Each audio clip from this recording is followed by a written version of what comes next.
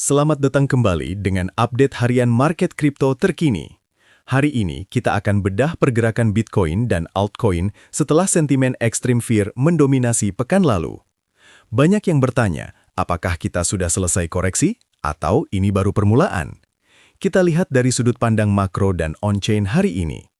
Tiga sentimen global utama, mulai dari The Fed US, Bank Sentral Eropa, hingga kebijakan likuiditas dari Tiongkok, semuanya saling tarik-menarik. Ditambah lagi, indikator siklus on-chain seperti Pi Cycle Top dan Puel Multiple masih memberikan lampu kuning, tanda bahwa kita belum memasuki fase euforia puncak. Tetap di sini karena kita akan bongkar tuntas poin-poin krusial yang wajib kalian catat. Sebelum kita lanjut, perlu diingat bahwa semua konten yang disajikan di sini bersifat edukasi dan analisis pasar semata. Analisis ini bukan saran finansial, ajakan untuk membeli atau menjual, dan juga bukan sinyal trading. Pasar kripto sangat volatil dan berisiko tinggi. Keputusan investasi sepenuhnya ada di tangan kalian. Silahkan gunakan analisis ini sebagai referensi tambahan dalam membuat keputusan yang terinformasi. Kita lihat kalender ekonomi yang relevan untuk pekan ini. Meskipun fokus kita di kripto, pergerakan makro sangat mempengaruhi likuiditas. Hari ini, ada RBA Meeting Minutes dari Australia dan data Unemployment Rate dari Inggris, diikuti oleh ZIW Economic Sentiment Index dari Jerman. Yang perlu dicermati, malam nanti ada data inflasi tahunan dari Kanada yang bisa memicu volatilitas. Kemudian, besok pagi, ada Balance of Trade dari Jepang. Namun, bintang utama pekan ini tentu saja FOMC Minutes pada tanggal 19 Februari dini hari. Ini adalah catatan rapat The Fed yang akan memberikan insight lebih dalam mengenai arah kebijakan suku bunga mereka. Semua event ini berpotensi mempengaruhi dolar Amerika, yang secara tidak langsung akan berdampak pada sentimen risiko di pasar kripto. Kita masuk ke berita makro kripto yang pertama, yaitu dari Amerika Serikat. The Federal Reserve baru saja mengisyaratkan akan menahan sementara kenaikan suku bunga di tengah kekhawatiran inflasi. Keputusan The Fed untuk menahan kenaikan suku bunga ini sangat penting untuk pasar kripto, karena secara historis, suku bunga yang stabil atau rendah cenderung meningkatkan selera resiko investor. Ketika aset tradisional seperti obligasi kurang menarik, dana seringkali mengalir ke aset beresiko tinggi seperti Bitcoin dan altcoin. Ini mengurangi tekanan penguatan pada dolar Amerika Serikat. Jika sentimen pasar bergeser ke arah aset beresiko, kita bisa melihat adanya dukungan harga yang cukup signifikan untuk Bitcoin dan Ethereum. Beralih ke Eropa, European Central Bank atau ECB juga mengambil langkah serupa, yaitu mempertahankan suku bunga kebijakan mereka di tengah tekanan inflasi yang persisten di zona euro. ECB menyatakan bahwa inflasi masih di atas target 2% mereka, didorong oleh harga energi dan gangguan rantai pasokan. Tindakan ECB ini memperkuat narasi kebijakan moneter yang hati-hati di Eropa. Kebijakan ini, meskipun dilandasi kekhawatiran inflasi, dapat memberikan dukungan lanjutan untuk aset berisiko. Dengan likuiditas yang tetap terjaga di Eropa, investor mungkin merasa lebih nyaman menempatkan modal mereka di pasar kripto.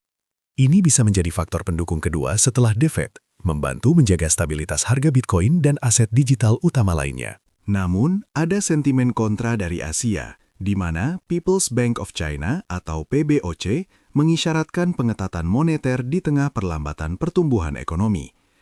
Tiongkok berencana menerapkan pengawasan yang lebih ketat pada kondisi kredit dan likuiditas serta mengurangi suntikan likuiditas. Langkah pengetatan ini bisa berdampak signifikan pada pasar global, termasuk kripto. Ketika Tiongkok mengurangi likuiditas, sentimen risiko seringkali menurun, yang dapat menyebabkan volatilitas dan tekanan jual.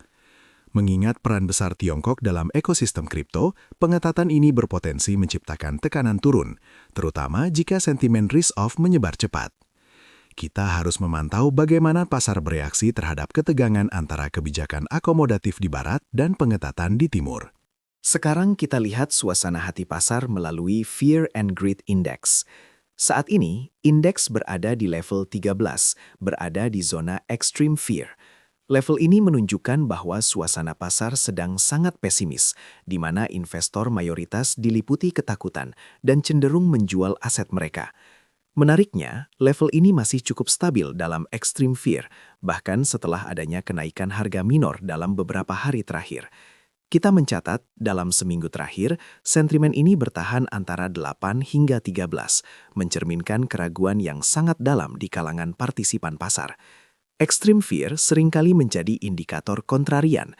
Secara historis, level ketakutan ekstrim adalah fase di mana potensi pergerakan agresif ke atas bisa terjadi, karena sebagian besar pemegang sudah menjual pada harga rendah. Namun, extreme fear juga bisa bertahan lama, jadi kita perlu indikator lain untuk konfirmasi. Kita pindah ke indikator siklus on-chain, dimulai dari Pi Cycle Top. Indikator ini menggunakan dua moving average, MA110 dan MA350 dikali 2 sebagai batas atas siklus. Saat ini, MA110 berada di $89.607,77, sementara MA350 dikali 2 berada di $199.907,36. Bitcoin berada jauh di bawah kedua garis tersebut, menandakan bahwa kita masih berada di fase awal hingga pertengahan siklus.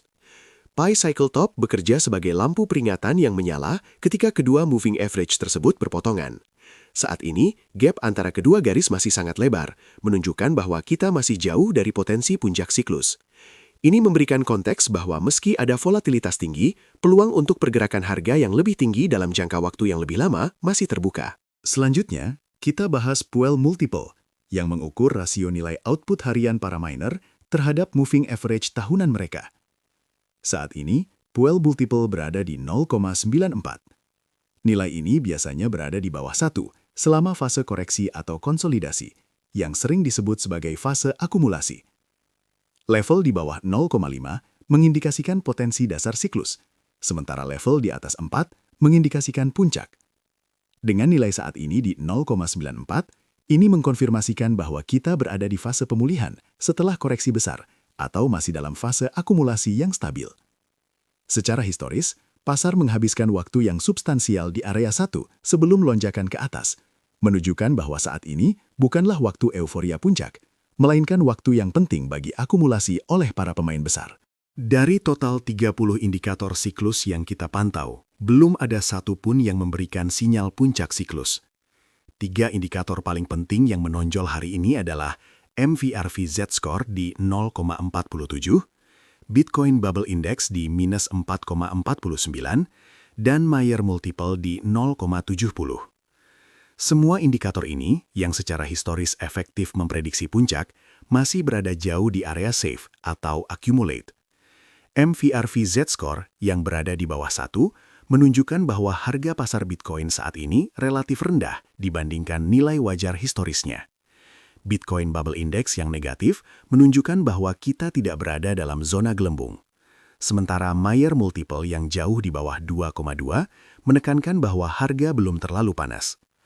Ini menegaskan bahwa narasi extreme fear yang kita lihat di indeks sentimen lebih disebabkan oleh volatilitas jangka pendek dan kekhawatiran likuiditas, bukan karena kita mendekati puncak siklus multitahun. Itu dia update market harian kita hari ini. Kesimpulannya, indikator on-chain menunjukkan kita masih jauh dari puncak siklus, meskipun sentimen extreme fear mendominasi pasar jangka pendek. Selalu lakukan riset mandiri. Ingat, informasi di channel ini murni untuk tujuan edukasi dan analisa pasar. Terima kasih telah menyimak, dan sampai jumpa di update berikutnya.